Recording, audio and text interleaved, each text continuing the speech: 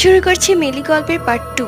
মিলি তার বাবাকে ডাক্তারখানায় নিয়ে যায়। ডাক্তার হাজার পরীক্ষা নিরীক্ষা করার পরও কোনো রোগ ধরা পড়ে না। অনেক ওষুধ খেতে দেয়, ওষুধ খেয়েও রক্ত বমি কমছে না। দিন দিন মিলির বাবা কাহিল হয়ে পড়ছে। মিলি কি করবে বুঝে উঠতে পারছে না।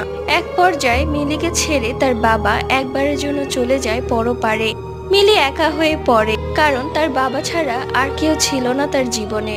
এরপর একদিন বিকেলে মিলির চাচি তার বাড়িতে আসে এবং হাতে করে একটি বাটিতে 3টি নাড়ু নিয়ে আসে মিলির জন্য। মিলি তার চাচিকে দেখে অনেক বেশি অবাক হয়, কেননা মিলিকে মিলির চাচি ছোটবেলা থেকে দু চোখে দেখতে পারতো না।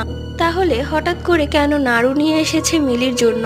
মিলির সাথে খুবই ভালো ব্যবহার করছে এবং বারবার বলছে নাড়ু 3টি খাওয়ার জন্য। মিলি বলছে পরে খাবো, কিন্তু মিলির চাচি মানছে না। এরপর মিলি তার জেদাজেদিতে না পেরে একটা নাড়ু খেয়ে ফেলে। এরপর মিলির চাচি চলে যায়। পরবর্তী গল্প।